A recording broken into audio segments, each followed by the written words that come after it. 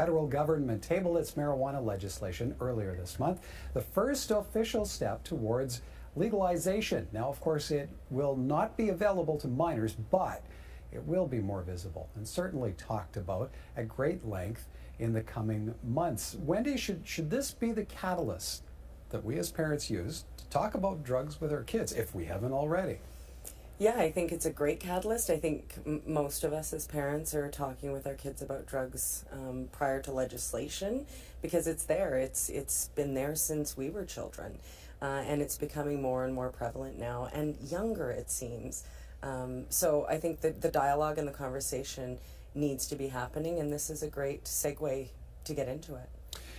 Brent, does the fact that it will become a legal substance for adults, does that change the conversation at all?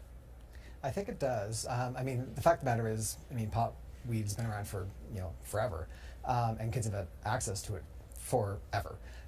However, what's changing now with the legalization and the legislation is that it's almost giving, it's almost condoning the fact that this is a legal substance, and for a lot of adolescents, there's an equivocation of legal equals okay, illegal means bad. So if kids are seeing this as being legal, they see it as being okay, we can do this.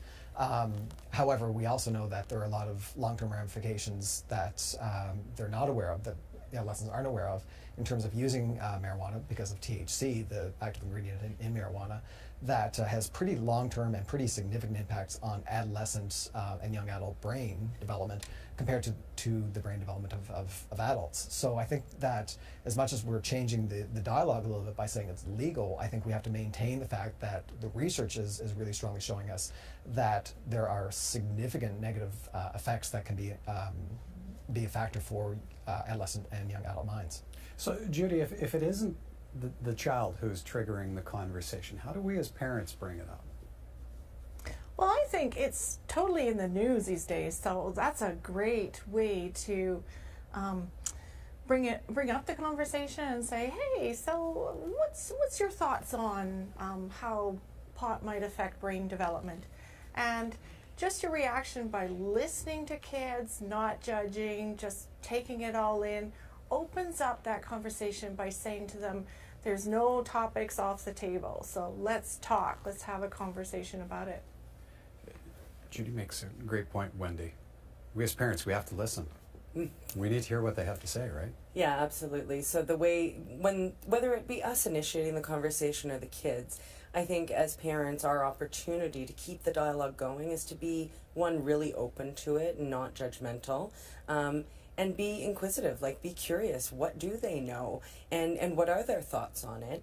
But also being really honest about, whether it be personal experience or not, or what you've seen and what you've heard about, and continuing that dialogue with them on an ongoing basis, because that's the only way we can know that we're still connecting with them. The moment that we judge or go hardline on it and don't listen to them, they're not going to talk to us anymore. They're going to get their information from someone else. You and Brent both brought up the point about it's kids younger and younger are getting exposed to this. So in terms of the appropriate age of embracing this conversation, how young should we start? I would say late elementary is accurate and appropriate. I talked to our 12-year-old today about it, and he said that it was probably grade 5 when he started hearing other kids having conversations and talking about pot. So it is happening sooner and sooner, and we can't be naive about it. We need to give them those conversations before they're faced with it when they're outside of the home. Brent, this can be an emotional topic, especially for parents. So how do we approach it by not being judgmental? Well, I think the approach that a lot of parents unfortunately have used in the past has been very judgmental, like, don't do drugs are bad, weed makes you dumb, that kind of stuff. These are really productive conversations to have because kids can kind of read through that pretty effectively. The points I brought up earlier in terms of what the research shows, those are kind of indisputable.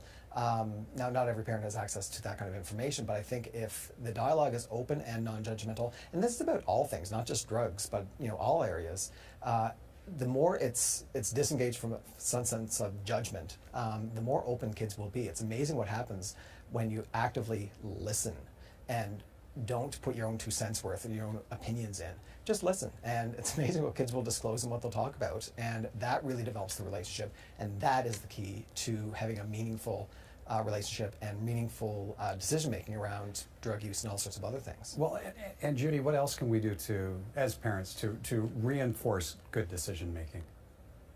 Well, I think if you look at some of the reasons kids rely on drugs, it's due to recreation choices, it's due to stress response, and it's due to peer pressure. So I think parents have to go beyond that and talk to kids about those things. Like, they can tell kids, for recreation, you can go to someone's house and not drink alcohol, not do drugs, you can have pop. And for stress response, we're definitely modeling what we do. So when we come home from a bad day at work and we have a glass of wine, what message are we giving our kids? We're saying that we're using substances to handle our stress.